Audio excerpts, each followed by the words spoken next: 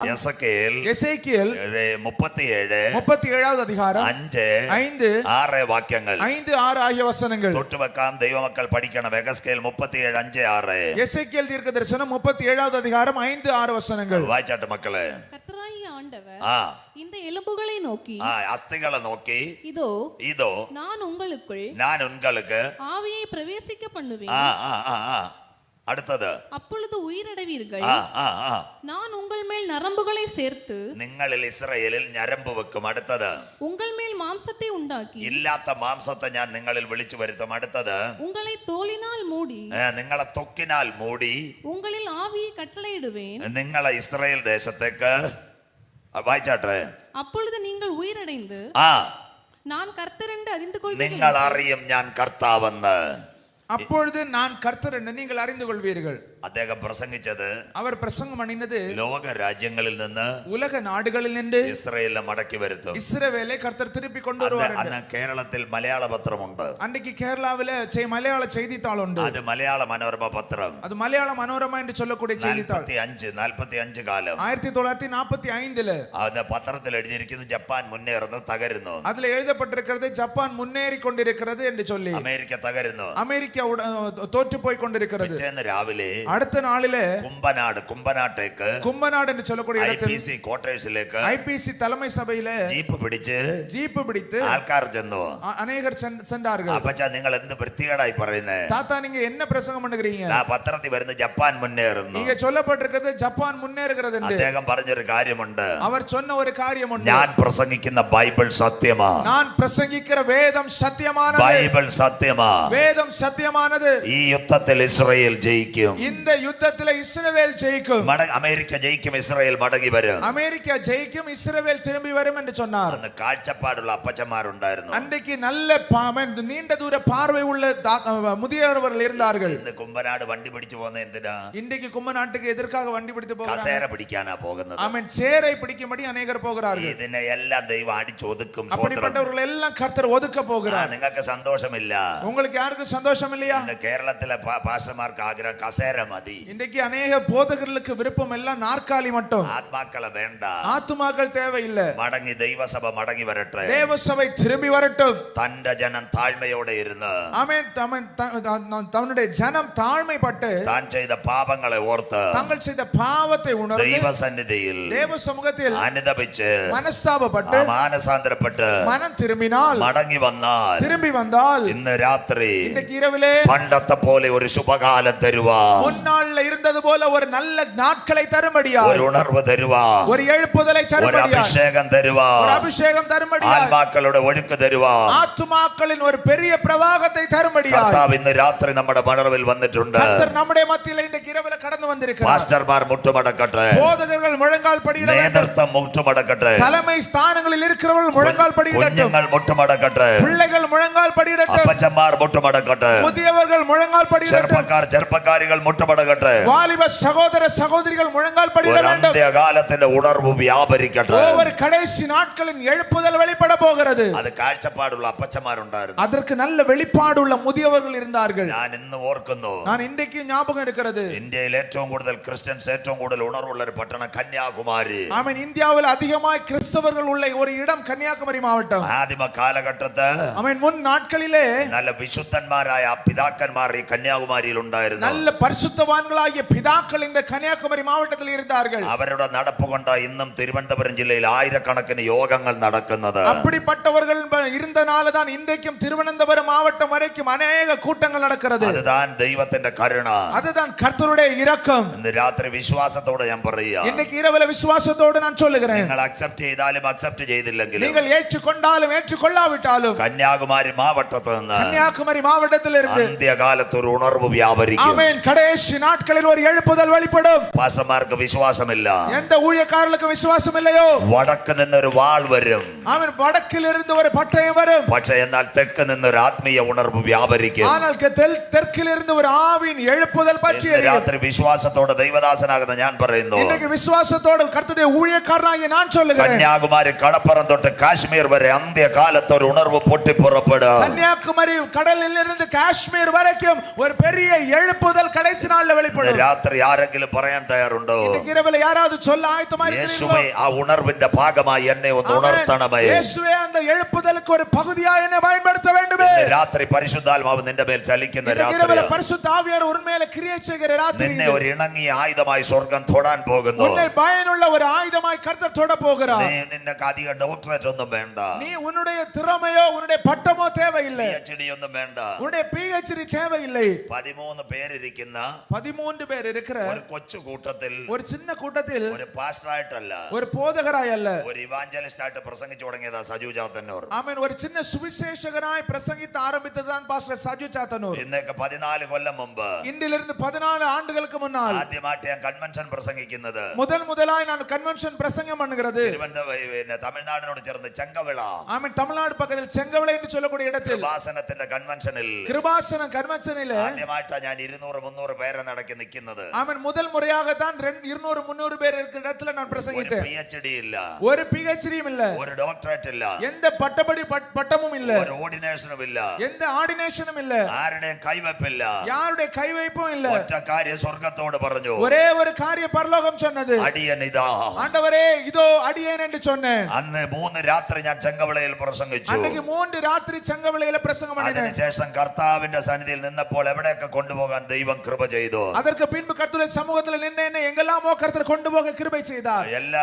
യൂട്യൂബിൽ സഹിതം കിടപ്പുണ്ട്. ஆமென். யூடியூப்களில் अनेक பிரசங்கங்கள் இருக்கிறது. 13,000 പേർ നിൽക്കുന്ന 13,000 பேர் இருக்கிற ഏറ്റവും വലിയ കേരളത്തിലെ കൺവെൻഷൻ നിലവേ കൺവെൻഷൻ, കുമ്പനാടിനെക്കാളും വലിയ കൺവെൻഷൻ. ஆமென். நிலமேல் கன்வென்ஷன் என்று சொல்லக்கூடிய கும்பநாடு பார்க்கிலும் பெரிய கன்வென்ஷன். മുഴുവൻ അച്ഛന്മാര് തിരുമേനിമാരും ഇരിക്കുന്നത്, எல்லா பாதிரியார்களும் பிஷப்புமாரும் இருக்கிற இடத்தில் ഒറ്റ പെന്തിക്കോസുകാരെ അതിനകത്ത് കയറ്റത്തില്ല. இதுவரைக்கும் எந்த பெந்தேகோஸ்தே ஊழியர்களை அங்கே கொண்டு போனதில்ல. അതിന്റെ അടുത്ത് അവരുടെ സംഘാടകര് പറഞ്ഞു, அங்கே நடத்துகிறவர்கள் சொன்னார்கள், അവര് പറഞ്ഞു ഒരു പാസ്റ്റർ ഉണ്ട്, ഞങ്ങൾ വിളിക്കും. ஆமென். ஒரு போதகர் உண்டு, நாங்கள் கூப்பிட போகிறோம். എന്റെ പൊന്നു കുഞ്ഞുങ്ങളെ, ஆமென். எனக்கு பிரியமான பிள்ளையே, 13 പേരുടെ ചർച്ചിൽ നിന്ന് 13 பேர் இருந்த சபையில் நின்று ഈ ജീവന്റെ പുസ്തകവുമായി ഇറങ്ങിയപ്പോൾ இந்த ஜீவனுள்ள புத்தகத்தோடு நான் இறங்க ஆரம்பித்த போது 13,000 പേരുടെ നടുവിൽ നിന്ന് വചനം പ്രസംഗിക്കുക, 13,000 பேருக்கு நடுவில் நின்று கர்த்தருடைய வசனத்தை பிரசங்கிக்கும்படி സ്വർഗ്ഗത്തിലെ ദൈവം, பரலோகத்தின் தேவன் ഈ എളിയവനായി എന്നെ എടുത്ത് ഉപയോഗിച്ചെങ്കിൽ, இந்த எளியவனாய் என்னை பயன்படுத்தினார் ഇന്ന് என்றார். രാത്രി പ്രാർത്ഥിക്കുന്ന ദൈവവൈദ്യരെ ആയിരങ്ങളുടെ നടുവിൽ നിന്ന് ഉയർത്തുവാൻ, இன்னைக்கும் ஜெபிக்கிற தேவ பிள்ளையே, ஆயிரங்கள் மத்தியில கர்த்தர் உங்களை உயர்த்தும்படியாய் ഇന്ന് രാത്രി നമ്മുടെ കർത്താവ് നമ്മുടെ നടുവിൽ ஓ, വന്നിട്ടുണ്ട്. இன்னைக்கு இரவுல கர்த்தர் நம்முடைய மத்தியில வந்திருக்கிறார். ശമൂവേലിനെ സ്വർഗ്ഗം വിളിച്ചപ്പോൾ, சாமுவேலை கர்த்தர் அழைத்த போது ആ ഏലിയുടെ കുടുംബത്തിൽ വെച്ച്, ஏலியினுடைய குடும்பத்தில் வைத்து ഏലിയുടെ മക്കൾ വഷളായപ്പോൾ, ஏலியுடைய பிள்ளைகள் மோசமாய் போன போது ശമൂവേൽ പറഞ്ഞൊരു വാക്കുണ്ട്, சாமுவேல் சொன்ன ஒரு வார்த்தை உண்டு, അടിയനിതാ. ஓ கர்த்தாவே இதோ அடியேன் இருக்கிறேன். ഇന്ന് രാത്രി നമ്മുടെ സഭകളിലേക്ക് ആ താഴ്മ വരട്ടെ, இன்னைக்கு நம்முடைய சபைகளுக்குள்ள தாழ்மை கடந்து வரட்டும், പാസ്റ്റർമാരിലേക്ക് താഴ്മ വരട്ടെ, போதகர்களுக்கு தாழ்மை வரட்டும், വിശ്വാസികളിലേക്ക് താഴ്മ വരട്ടെ. விசுவாசிகளுக்கு தாழ்மை வரட்டும். ഞാൻ ഒന്നുമല്ല, അങ്ങ് വലിയവർ. ஆண்டவரே, நான் ஒன்றுமல்ல, நீர் பெரியவர். ഇതാ ദൈവത്തിന്റെ സന്നിധിയിൽ താഴ്മ. இதுதான் தேவ சமூகத்தில் தாழ்மை. 2019 2019 പിന്നെ കോവിഡ് അടിക്കുന്നതിന് തൊട്ട് മുമ്പിട്ട് கோவிட் ஆரம்பிக்கிறதுக்கு கொஞ்சம் முன்னால തിരുവല്ലയിൽ ഷാരോൺ കൺവെൻഷൻ, திருவல்லாவில் ஷாரோன் கன்வென்ஷனில் അന്ന് എനിക്ക് ഇവിടെ പല സ്ഥലത്തും പ്രസംഗിക്കണം. அன்றைக்கு எனக்கு அங்க அநேக கூட்டங்கள்ல பிரசங்கம் பண்ண ആ வேண்டும். സമയത്ത് அந்த நேரத்துல അവരെന്നോട് പറഞ്ഞൊരു കാര്യമുണ്ട്, அவர்கள் என்னிடத்துல சொன்ன ஒரு காரியம் உண்டு. സ്റ്റേഡിയത്തിൽ 4,000 പേര് വരുന്നത്, இங்க ஸ்டேடியத்துல 4,000 பேர் வருகிறார்கள். ഉപവസിച്ചപ്പം പാസ്റ്റർ ആദ്യ രാത്രി പ്രസംഗിക്കണം. ஆமென். நாங்க பாஸ்டர் நீங்க வந்து முதல் ராத்திரியில பிரசங்கம் பண்ண வேண்டும். അവിടെ ഒരു പ്രസംഗത്തിന് ഭയങ്കര പിടിയാ. அங்கே ஒரு பிரசங்கத்திற்கு பயங்கர போட்டி. അമേരിക്കക്കാരൻ പുറകെ നിൽക്കുന്നു, அமெரிக்கால உள்ளவன் பின்னால நிற்கிறார், ഇംഗ്ലണ്ടുകാരൻ പുറകെ നിൽക്കുന്നു. அநேகர் வரிசையில நிற்கிறாங்க. ആ സമയത്ത് அந்த நேரத்துல ഞാൻ ഒരു പ്രസംഗം അന്ത്യകാലത്തെ പറ്റി நான் പ്രസംഗിച്ചു. கடைசி நாட்களை குறித்து பிரசங்கம் பண்ணினேன். അന്ന് ഞാൻ പറഞ്ഞു, அன்றைக்கு நான் சொன்னேன், അടുത്ത വർഷം ഇവിടെ ഒരു യോഗം നടന്നിട്ട് യോഗം നടന്നെന്ന് പറയാം. அடுத்த வருஷத்துல இங்க ஒரு கூட்டம் நடந்ததுக்கு அப்புறம் நடக்கிறது என்று சொல்லுங்க. സഭ മടങ്ങി വരാൻ പറഞ്ഞു. சபையை திரும்பி வாருங்கள் என்று சொன்னேன். ഇപ്പോഴും കൺവെൻഷൻ നടക്കുന്നു. இதுவரைக்கும் கன்வென்ஷன் நடக்கிறது. ഗിലെയാദ് മോഡൽ അല്ല, ஈலியாது போல அல்ல, വെർച്വൽ കൺവെൻഷൻ. எல்லாம் ஆன்லைன்ல நடக்கிறது. ഇന്ന് രാത്രി இன்றைக்கு இரவுல ആയിരങ്ങളുടെ നടുവിൽ നിൽത്തുവാൻ, அநேக ஆயிரங்களுக்கு நடுவுல கொண்டு வர ഇന്ന് രാത്രി இன்றைக்கு ராத்திரி എളിയവനായ എന്റെ കണ്ണുനീരിന് മുൻപിൽ எளியவனாய் என்னுடைய கண்ணீருக்கு முன்னால் സ്വർഗത്തിന്റെ പ്രസാദ വർഷം ഇറങ്ങിയതുപോലെ പോലെ கர்த்தருடைய பிரியமான வருஷங்கள் எனக்கு வெளிப்பட்டது போல my brothers and sisters, in the evening you will receive the power of the Holy Spirit. எனக்கு அருமையான சகோதரனே சகோதரியே, இந்த சாயங்காலத்துல பரிசுத்த ஆவியோட வல்லமை நீங்கள் பெற்றுக்கொள்ள வேண்டும். எனக்கு വലിയ ഓർഡിനേഷൻ ഒന്നും വേണ്ട. உனக்கு பெரிய ஆர்டினேஷன் ஒண்ணு தேவையில்லை. നിന്റെ പുറകെ റവറന്റ് വേണ്ട, ഡോക്ടർ വേണ്ട, ഒന്നും വേണ്ട. உனக்கு பேருக்கு முன்னால ரெவரண்ட் டாக்டர் எதுவும் தேவையில்லை. സമാധാനത്തെ കൊടുക്കണം കർത്താവിൻ വേലക്കാരൻ. ஆமென். சந்தோஷமாய் கொடுக்க வேண்டும் கர்த்தருடைய ஊழியக்காரன். നിന്നെ ദൈവം അനുഗ്രഹിക്കും. கர்த்தர் உன்னை ஆசீர்வதிப்பார். ഇന്ന് രാത്രി இன்றைக்கு ராத்திரியில ലോകത്തിന്റെ 5 വൻകരകളിൽ உலகத்தின் 5 கண்டங்களிலேயும் ഇസ്രായേൽ ചിതറപ്പെട്ടു. இஸ்ரவேல் சிதறடிக்கப்பட்டது. യെഹസ്കേൽ എന്ന പുരോഹിതനെ സ്വർഗ്ഗം കൊണ്ടുപോയി. எசேக்கியேல் என்ற ஒரு தீர்க்கதரிசியை கர்த்தர் கொண்டு போனார். താഴ്വരയിൽ അസ്ഥികൾ ചിതറിക്കിടക്കുന്നു. பள்ளத்தாக்கிலே எலும்புகள் சிதறடிக்கப்பட்டிருக்கிறது. ആ അസ്ഥികളെ കാണിച്ചുകൊണ്ട് എസെക്കിയേലിനോട് പറയുന്നു, அந்த எலும்புகளை காண்பித்து எசேக்கியேலிடத்தில் சொல்லுகிறார், ഈ അസ്ഥികളിൽ മേൽ ഞാൻ കാറ്റടിക്കും. இந்த எலும்பு கூட்டத்தின் மேல் காற்றை ഇത് வீசப்பட்டது. എഴുന്നേറ്റ് വരും. இது எழும்பி வரும். ഇതിനകത്ത് തൊക്ക് വരും. ഇതിലെ തോൽ വരും. ഇതൊരു ജാതിയായി മാറും. இது ஒரு ஜாதியாய் അവർ மாறும். മനസ്സിലാക്കും ഞാൻ ആരെന്ന്, കർത്താവ് ആരെന്ന്. அப்பொழுது நான் தேவன் என்பதை அறிந்து கொள்வார்கள். ഇസ്രായേലിന്റെ മടങ്ങി വരവ്. இஸ்ரவேல் திரும்பி வருவார்கள். ഇതാ പ്രസംഗിച്ചത്. இதைத்தான் அன்றைக்கு பிரசங்கம் பண்ணினது. അതിനാസ്പദമായി அதை தொடர்ந்து ചിക്കാഗോ യൂണിവേഴ്സിറ്റി പരീക്ഷണം. ஆமென். சிகாகோ யூனிவர்சிட்டியில ஆமென் ஆராய்ச்சி நடந்தது. വിജ്ഞാനമായിരിക്കണം. ஆமென். விஞ்ஞானமாய் இருக்க അന്ന് வேண்டும். എന്തോ നടന്നു. அன்றைக்கு ஏதோ சம்பவித்தது. ആറ്റം ബോംബ് പൊട്ടിക്കാൻ നോക്കുക. அணுகுண்டை வெடிக்க வைக்க பார்க்கிறார்கள். 40 ശാസ്ത്രജ്ഞന്മാർ പകലും 40 விஞ்ஞானிகள் பகல்லேயும் 40 ശാസ്ത്രജ്ഞന്മാർ രാത്രിയിലും மற்ற 40 விஞ்ஞானிகள் ராத்திரியிலேயும் പരീക്ഷ നടക്കുക. ஆமென் ஆராய்ச்சி நடக்கிறது. ഒരു ആറ്റത്തിന്റെ 3 ഘടകം. ஆமென். ஒரு ஆட்டம் அவனுடைய 3 பகுதி. അതിലൊന്ന് പ്രോട്ടോൺ, ന്യൂട്രോൺ, ഇലക്ട്രോൺ. പഠിക്കുന്ന കുഞ്ഞുങ്ങൾ ஆமென். புரோட்டான், நியூட்ரான், எலக்ட்ரான் என்ற 3 ഇത് காரியங்கள். ഡിവൈഡ് ചെയ്യാൻ നോക്കുന്നു. இதை பிரிக்க பார்க்கிறார்கள். ഇതൊരു നിരീശ്വരവാദിയാ. அதை ஒரு നിരീശ്വരവാദി. ஒரு தெய்வன் இல்லை என்று சொல்லுகிறவன் நாஸ்திகன். അവന്റെ പേരാ ഡോക്ടർ ടിക്കോ ഫെർമി, യഹൂദൻ. ஆமென். அவனுடைய பேர் டாக்டர் டிக்கோ ஃபெர்மி என்று சொல்லக்கூடிய ஒரு யூதன். ഹാരിയസ് ട്രൂമാൻ ഫോൺ ചെയ്യുന്നു.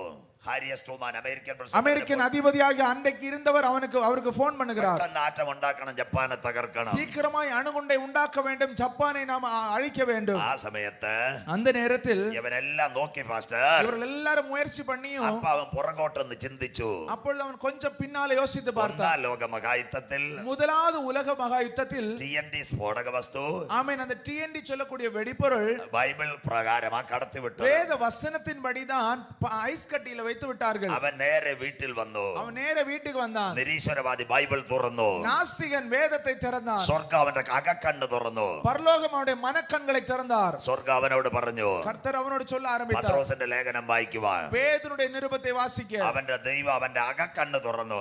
தேவனுடைய மனக்கண்களை திறந்தார். അപ്പോൾ അവൻ വായിച്ച വാക്യം, அப்பொழுது அவன் வாசித்த வசனம் 2 പത്രോസ് 2 பேதுரு 3-ാം അധ്യായം 3வது அதிகாரம் 10-ാമത്തെ വാക്യം. 10வது வசனம். ആറ്റം ബോംബിന്റെ ടെക്നോളജി ബൈബിളിനകത്ത്.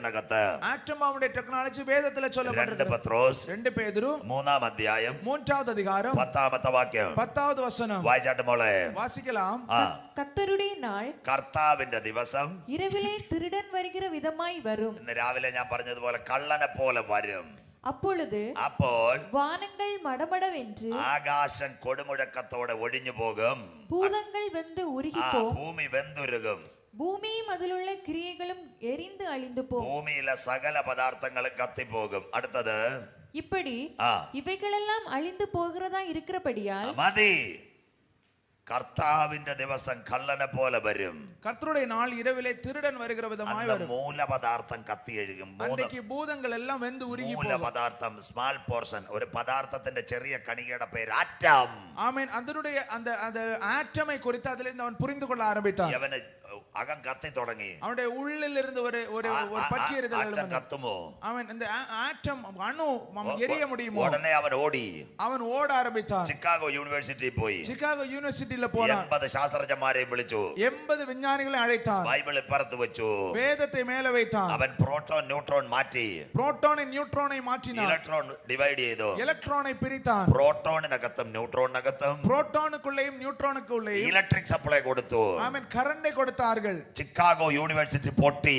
ஆமென். சிகாகோ பல்கலைக்கழகத்தில் வெடிக்க 40 പേർ അവിടെ മരിച്ചു വീണു. 40 பேர் அங்கே மரித்தார்கள். 40 പേർ കോട്ടിട്ട് ഓടി. 40 பேர் கோட்டை போட்டு ஓடி விட்டார்கள். ഇവൻ പുറത്തോട്ട് വരുമ്പോൾ இவன் வெளியே வரும்போது ആംബുലൻസുകൾ പാഞ്ഞു വരുന്നു. ஆம்புலன்ஸ்கள் வருகிறது. അവൻ പറഞ്ഞു, அவன் சொன்னான், ബൈബിൾ എടുത്തിട്ട് പറഞ്ഞു, வேதத்தை எடுத்து சொன்னான், ശാസ്ത്രം തോറ്റു, ബൈബിൾ ജയിച്ചു. விஞ்ஞானம் தோற்று போனது, ஆனால் வேதமோ ഇതാ ஜெயித்திருக்கிறது. ദൈവത്തിന്റെ വചനം. இதுதான் கர்த்தருடைய வசனம். ഇന്നേക്ക് 2000 കൊല്ലങ്ങൾക്ക് മുമ്പ്, இன்றிலிருந்து 2000 வருடங்களுக்கு ഓ முன்னால், ഹല്ലേലൂയ, നമ്മുടെ വാഴ്ത്തപ്പെട്ട കർത്താവ് ஆமென், நம்முடைய ആண்டവരായിരിக்கிற യേശു ഗന്നസരേത്ത് തടാകത്തിന്റെ മുൻപിൽ വരുന്നു. ഗന്നസരേത്ത് തടാകത്തിന്റെ മുൻപിൽ ഗന്നസരേത്തിലെ തണ്ണീർക്ക് മുന്നാലെ വരുகிறார். രാത്രി മുഴുവൻ അധ്വാനിച്ചു. അവൻ രാം മുഴുവനും പാടുപെട്ട്, ഓ ഒരു പടകിനകത്ത് ഒരു മീനുമില്ല. പടകിൽ എന്ന മീനും கிடைக்கவில்லை. അവർ കഴുകിക്കൊണ്ടിരുന്നു. വലയെ കഴുകിക്കൊണ്ടിരുന്നാൻ. യേശു അവിടെ ചെന്നു. യേശു അങ്ങ് പോയി ആ കുഞ്ഞുങ്ങളോട് പറഞ്ഞു, அந்த தேவ பிள்ளைகளோடு சொன்னார், ഈ പടകൊന്ന് തരണം. இந்த പടകை எனக்கு விட்டு தர வேண்டும். അവിടെ കേറി യേശു ഒരു പ്രഭാഷണം നടത്തി. അതിലെ ഏറി യേശു ഒരു പ്രസംഗം பண்ணினார். അവർക്ക് അപ്പ പത്രോസിന് അന്ത്രയോസിന് പിടികിട്ടിയത് സാധാരണ താടിക്കാരൻ റബ്ബിയല്ല. അവൻ அப்போது பேதுருக்கு புரிந்தது, இது சாதாரணமான ஒரு ரபி பிரசംഗിക്കുന്നവരല്ല. അവന്റെ നാവിൽ നിത്യജീവന്റെ മൊഴിമുത്തുണ്ട്. അവരുടെ നാവിലെ നിത്യജീവ മൊഴികളുണ്ട്. അവർ മുട്ടുമടക്കി അവர்கள் മുഴങ്കാൽ படியிட்டான், ഞങ്ങൾ പാപികളാണ്, ஆண்டவரே நான் பாவியா இருக்கிற എന്നെ மனுஷன், വിട്ടു പോകണമേ. என்னை விட்டு நீர் கடந்து போக வேண்டும். പത്രോസിനോട് സ്വർഗം ചോദിച്ചു. பேதுருவிடத்தில் ஆண்டவர் கேட்டார், എന്താ കുഞ്ഞെ നിന്റെ പ്രശ്നം? என்ன உன்னுடைய பிரச்சனை என்ன? 4 യാമം കടലിനകത്ത് മുങ്ങി, അപ്പോൾ രാ മുഴുവതും കടലിൽ പ്രയാസപ്പെട്ടു, ഒരു കുഞ്ഞു മീനില്ല, ഒരു ചിന്ന മീൻ കൂടെ ഇല്ല. യേശു പറഞ്ഞൊരു വാക്കുണ്ട്, യേശു சொன்ன ഒരു വാർത്തയുണ്ട്, ആഴത്തിലേക്ക് വലയിറക്കി ആഴത്തിലൂടെ വലയെ പോട്. ഇന്ന് രാത്രി അത്ഭുതത്തിന്റെ ദൂത് നീ ഏറ്റെടുക്കണം. இன்னைக்கு அற்புதத்தின் செய்தியை நீ ஏற்றுக்கொள்ள പല வேண்டும். മണിക്കൂറുകൾ നീ കടലിൽ വീശിയിട്ടു, நீ பல மணி நேரம் கடலில் வலை வீசியும் നിന്റെ വലയ്ക്കകത്ത് ഒരു മീനും കുടുങ്ങിയില്ലെങ്കിൽ, உன்னுடைய வலைக்குள்ள ஒரு மீன் கூட கிடைக்கவில்லை என்றாலும், പിതാവേ മാതാവേ യേശുവിന്റെ വചനം കേട്ട് ആഴത്തിലേക്ക് വലയിറക്കുവാൻ നീ തയ്യാറുണ്ടെങ്കിൽ 2021 നിന്റെ വലയ്ക്കകത്ത് ഒരു മീൻകൂട്ടത്തെ തരുവാൻ ഞാൻ ആരാധിക്കുന്ന കർത്താവ് ശക്തൻ. தாயே தகப்பனே, தேவ வார்த்தையை கேட்டு நீ ஆழத்தில் உன்னுடைய வலையை போடுவா என்று சொன்னால் உன்னை மீன்களினால நன்மையினால நிரப்ப கர்த்தர் வல்லமை உள்ளவர். കടലിന്റെ ശാസ്ത്രം അറിയാവുന്ന, கடலினுடைய விஞ்ஞானம் தெரிந்த, മുക്കുവക്കുടിൽ ജനിച്ചു വളർന്ന ஒரு சாதாரண மீனவ குடும்பத்தில் பிறந்து வளர்ந்த പത്രോസിനറിയാം എവിടെ മീൻ കാണുമെന്ന്. பேதுருக்கு தெரியும் எங்க என்ன மீன் கிடைக்கும் என்று. എന്നാൽ ഇന്ന് രാത്രി കൃപ പ്രാപിച്ച ദൈവമക്കൾ പറയണം, ஆனால் இன்றைக்கு கிருபை பெற்ற தேவ பிள்ளை சொல்ல வேண்டும், പത്രോസിനോട് അടുത്ത കടലിൽ പോകാൻ എന്റെ യേശു പറഞ്ഞില്ല. பேதுருவிடத்துல இன்னொரு கடல்ல போய் பிடிக்க கர்த்தர் சொல்லவில்லை. വാക്ക് കേട്ട് ആഴത്തിലേക്ക് വലയിറക്കുമെങ്കിൽ, வார்த்தையை கேட்டு ஆழத்துல வலையை போடுவா என்றால், something is happened in this evening. The mighty presence of the Holy Spirit come to the family. இந்த சாயங்கால வேளையில உன்னுடைய வாழ்க்கையில சில நன்மைகள் கடந்து வந்து கொண்டிருக்கிறது. ഇന്ന് രാത്രി നീ ആഴത്തിലേക്ക് ഇറങ്ങാമെങ്കിൽ, இன்றைக்கு ஆழத்துல நீ கடந்து வருவாய் என்றால், നഷ്ടപ്പെട്ട ചിലതിനെ നിന്റെ വലയ്ക്കകത്ത് തരുവാൻ ചന്ദന ദിഗജാന ബൗഡാരവ ശബ്ദുരെ വിശ്വാസത്താൽ പറ. நீ இழந்து போன சிலவற்றை திரும்ப உன்னுடைய வலைகளுக்குள்ள தர கர்த்தர் வல்லமை உள்ளவர். പ്രാർത്ഥനയുടെ വല ഇന്ന് രാത്രി നീ ഇറക്കാൻ തയ്യാറാകുമെങ്കിൽ, ശവമായ വലയെ ഇന്നേക്ക് കണ്ണീരിന്റെ വല നീ ഇറക്കാൻ തയ്യാറാകുമെങ്കിൽ, കണ്ണീരിൻ വലയെ പോട നീ ഉപവാസത്തിന്റെ വല നീ ഇറക്കാൻ തയ്യാറാകുമെങ്കിൽ, ഉപവാസത്തിൻ വലയെ നീ രാത്രിയിലെ പോട ആരംഭി. നിന്റെ പടകിനകത്ത് ചില നന്മ തരുവാൻ പടകിற்குள்ள ചില നന്മകളെ കൊണ്ടുവരുവാൻ പത്രോസിന്റെ വലയ്ക്കകത്ത് ഇറങ്ങിയ കര, പേതുരുടെ വലയിലെ വെളിപ്പെട്ട അവന്റെ പടകിനകത്ത് ഇറങ്ങിയ കാൽ, അവരുടെ പടകിലെ കടന്നു വന്ന നിന്റെ കുടുംബത്തിനകത്ത് ഇന്ന് രാത്രി സ്വർഗം ഇറക്കുന്ന രാത്രിയാ.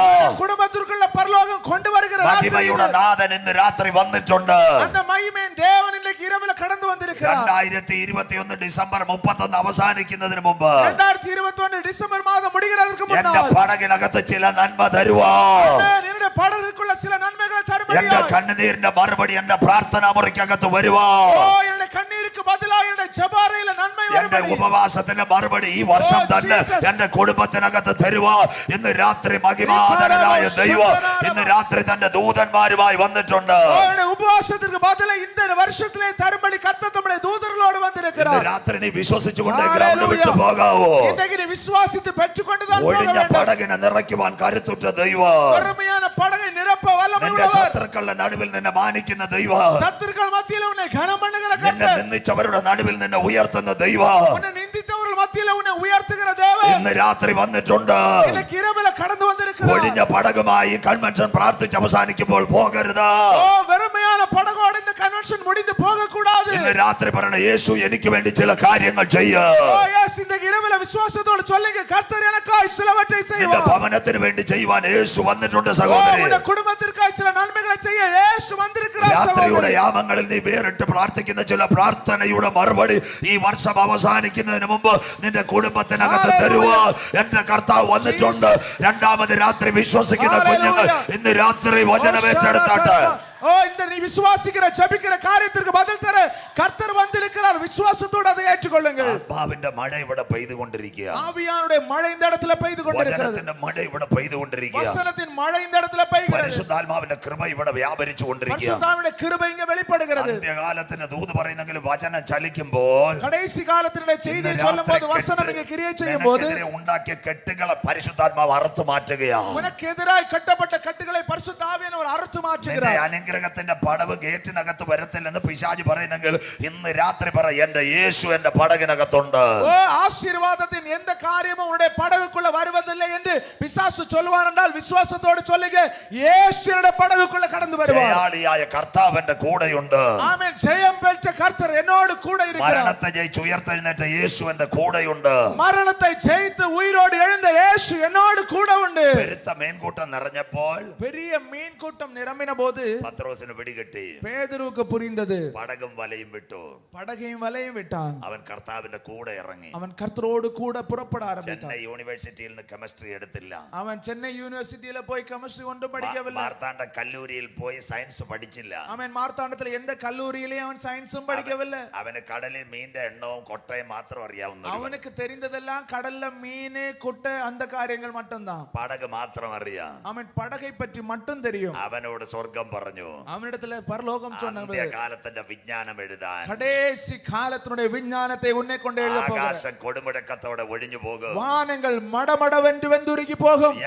ഭൂമിയും മൂലപദാർത്ഥം കത്ത്. பூமியும் பூதங்கள் அது வெந்து உருகி போகும். ഓ തീർന്നില്ല. അത് കഴിഞ്ഞിട്ട് പറഞ്ഞിരിക്കുന്നു அதை தாண்டி சொல்லுகிறார் ഇതെല്ലാം വെന്തു പോകും. இதெல்லாம் ஒரு நாளில வெந்து போகும். രണ്ടാം ലോക മഹായുദ്ധത്തിൽ இரண்டாவது உலக மகா யுத்தத்தில் ആറ്റത്തെ പൊട്ടിച്ചത് ஆற்றமை வெடிக்க வைத்தது മുക്കുവ കുടിലിൽ ജനിച്ചു വളർന്ന ஒரு மீனவ குடும்பத்தில் பிறந்து வளர்ந்த പത്രോസിന്റെ നാവോട് സംസാരിച്ച വചനം பேதுருடைய நாவிலிருந்து வெளிப்பட்ட தேவ வசனம். അന്ന് അമേരിക്ക ബോംബുണ്ടാക്കി. அன்றைக்கு அமெரிக்கா அந்த வெடிகுண்டை தயாரித்தது. 2 ബോംബുകൾ. 2 வெடிகுண்டுகள். ഒന്ന് യുറേനിയം, ஒன்று யுரேனியம், 2 പ്ലൂട്ടോണിയം. இன்னொன்று புளூட்டோனியம். 1945 1945 ഓഗസ്റ്റ് മാസം 6-ാം തീയതി ஆகஸ்ட் மாசம் 6ஆம் தேதி ജപ്പാന്റെ പട്ടണം ഹിരോഷിമ ஆமென் ஜப்பானுடைய பட்டணம் ஹிரோஷிமாவில் ഒരു വിമാനം പറന്നു വന്നു. ஒரு விமானம் பறந்து வந்தது. ആ വിമാനത്തിന്റെ പോരാ அந்த விமானம் வந்து எனாகுலா என்று சொல்லக்கூடியது. എല്ലാം നോട്ടിയ വിജ്ഞാനം. இதெல்லாம் சரித்திரமா இருக்கிறது. അതിന്റെ കീഴെ அதற்கு கீழே 2 ബോംബ് വെച്ചിരുന്നു. 2 பாம் வைத்திருந்தார்கள். ബോംബിന്റെ പേര് ലിറ്റിൽ ബോയ്. ஒன்றுடைய பேர் லிட்டில் பாய். ആ ബോംബ് രാവിലെ 9:30 മണിക്ക് காலையில 9:30 மணிக்கு ജപ്പാനിൽ ഇട്ടു. ஜப்பான்ல போடப்பட்டது. രാവിലെ സ്കൂളിൽ പോകുന്ന കുഞ്ഞുങ്ങൾ காலையில பள்ளிக்கூடத்துக்கு போகிற பிள்ளைகள் ആകാശത്തൊരു മഴവില്ല് കണ്ടു. ஆமென் வானத்துல ஒரு வானவில்லை பார்த்தார்கள். ആ വിമാനത്തിന്റെ പുകയെല്ലാം കണ്ടു. ആ വിമാനത്തിന്റെ പുകയെല്ലാം பார்த்தார்கள். 2 ബോംബ് താഴേക്കിട്ടു. 2 வெடிகுண்டு அங்க போடப்பட்டது. എന്താ സംഭവിച്ചത്? 80,000 പേർ 80,000 பேர் ഒറ്റ പ്രഭാതത്തിൽ ഗുഡ് ബൈ പറഞ്ഞു. ஒரே காலையில போய் விட்டார்கள். അതിന്റെ പേരാ ഹിരോഷിമ. அது ஹிரோஷிமா வெடிகுண்டு. എത്ര വെള്ളം തിളച്ചെന്നറിയാമോ? எவ்வளவு தண்ணீர் சூடானது தெரியுமா?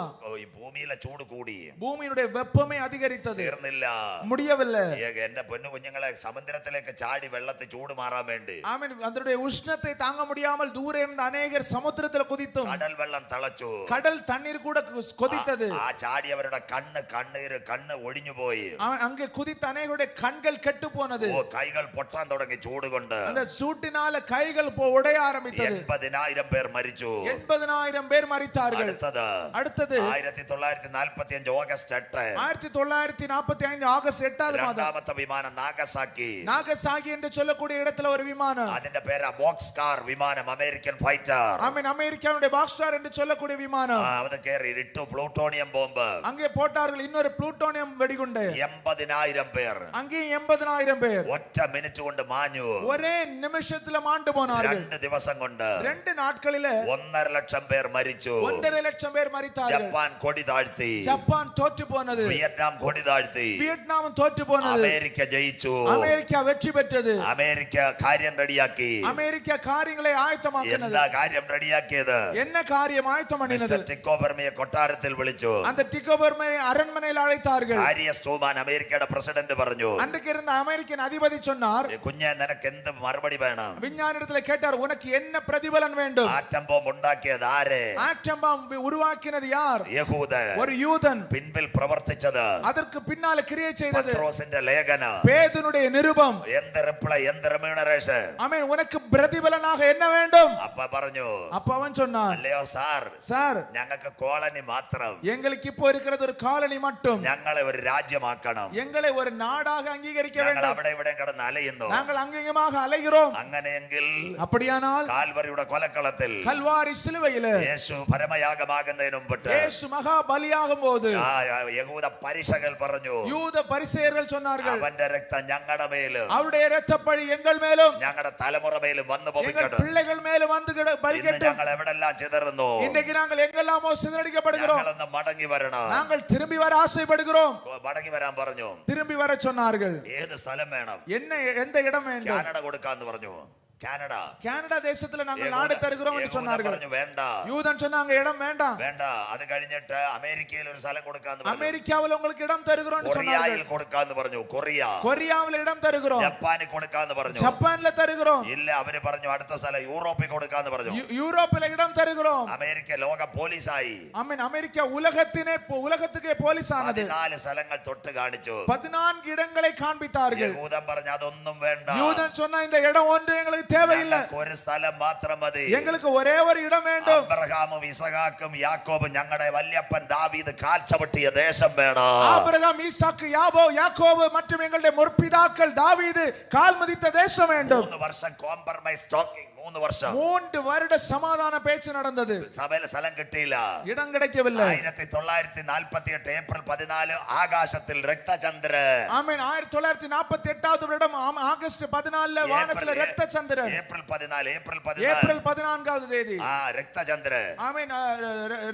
சந்திரன் சிவப்பாக மாறினது. ബ്ലഡ് മൂൺ தெரிந்தது. മറ്റൊരു അവസരത്തിൽ ഞാൻ പ്രസംഗിക്കുക ഇസ്രായേലിൻ രക്തചന്ദ്രന്. ஆமென். இஸ்ரவேலுக்கும் ரத்தச்சந்திரனுக்கும் உள்ள தொடர்பை இன்னொரு பிரசங்கத்துல சொல்லுகிறேன். അങ്ങനെയെങ്കിൽ அப்படியானால் 1948 മെയ് 14 1948 மே 14 ഡേവിഡ് ബെൻഗൂറിയോൻ ഇസ്രായേലിന്റെ ആദ്യത്തെ പ്രധാനമന്ത്രിയായി, ഇസ്രവേലിന്റെ முதல் பிரதமராய் 6 കാലുള്ള 6 கால்களுள்ள യേശുക്രിസ്തുവിന്റെ ജനനത്തിൽ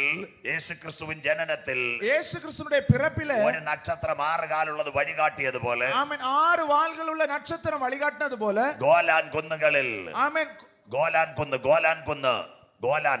ഹൈറ്റ്സ്, ഗോലാൻ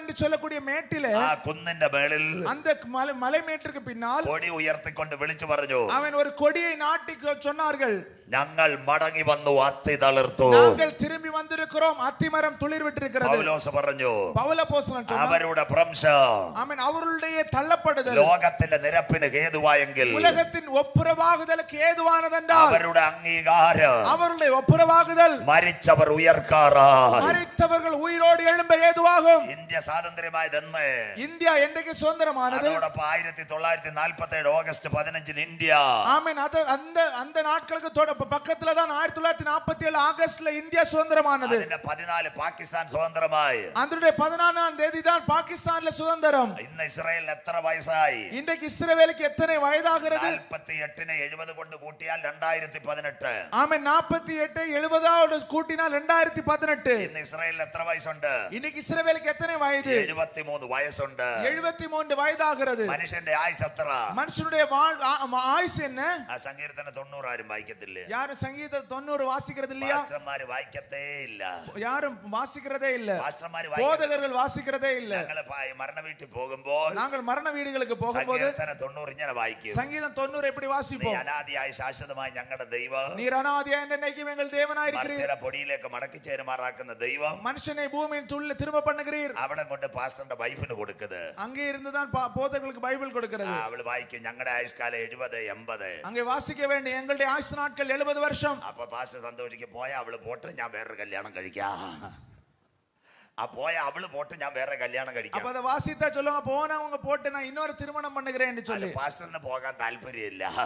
പാസ്റ്ററിന് മരിക്കാൻ താല്പര്യമില്ല. ஆமென். போதகர்களுக்கு மரிக்க இன்னைக்கு விருப்பம் இல்ல. അത് മരണ വീട്ടിൽ സങ്കീർത്തന സഹോദരിമാരെ കൊടുത്തേക്കുക. ஆமென். ஆகவே மரண வீட்டு சங்கீதத்தை இன்னைக்கு சகோதரிகளுடைய கையில் கொடுக்கிறார்கள். ഇപ്പൊ നിങ്ങൾ നോക്കിക്കോണം ഈ തലമുറയിൽ കർത്താവ് വരുമോ? ஆமென். நீங்க இன்னைக்கு தியானித்துக் கொள்ளுங்க, இந்த தலைமுறையில கர்த்தர் வர முடியுமோ? 73 വയസ്സ് ഇസ്രായേൽ. இஸ்ரவேலுக்கு இன்னைக்கு 73 வயது. അഹരോന്റെ മരണം കണ്ട് മോശ എഴുതുന്നു ഞങ്ങളുടെ ആയുഷ്കാലം 70 80. ஆரோன் மரித்தபோது மோசே எழுதுகிறான் எங்களுடைய ஆயுசு நாட்கள் 70 வருஷம், பலத்தின் மிகுதியால் 80 வருஷம். രാത്രി വചനം കേൾക്കുന്ന இன்னைக்கு ദൈവമക്കൾ, இரவில் வசனத்தை கேட்கிற தேவ பிள்ளையே, അങ്ങനെയെങ്കിൽ அப்படியானால் ഇന്ന് 90 കഴിഞ്ഞ അപ്പച്ചമാരും കന്യാകുമാരിയിൽ ഇരിക്കുന്നത്, இன்னைக்கு 90 வயது தாண்டின தாத்தாக்களும் நம்ம இடத்துல இருக்கிறாங்களே, 95 വയസ്സുള്ള അപ്പന്മാരും ഉണ്ട്. 95 வயதுள்ள பிதாக்கள் இருக்கிறாங்களே, അവരെല്ലാം ഇസ്രയേൽ തളിർത്തത് കണ്ടു. அவர்கள் எல்லாம் இஸ்ரவேல் துளிர் விட்டதை பார்த்தவர்கள். അവർ ശവപ്പെട്ടിക്കകത്ത് കയറുന്നതിന് മുമ്പ് அப்படிப்பட்டவர்கள் அவர்கள் மரித்து பெட்டிக்குள்ள ஏறுவதற்கு എന്റെ முன்னால் യേശു മധ്യാകാശത്തിൽ വരും. இயேசு மத்தியவானில வருவார். അത്തിയെ നോക്കി ഒരു ഉപമ പഠിപ്പി. அத்தியை பார்த்து ஒரு ஓமையை അതിന്റെ கற்றுக்கொள்ளுங்கள். കൊമ്പിളതായി ഇല തളിർക്കുമ്പോൾ, அதனுடைய இளங்களை தோன்றி துளிர் விடும்போது, വേനൽ അടുത്തുവെങ്കിൽ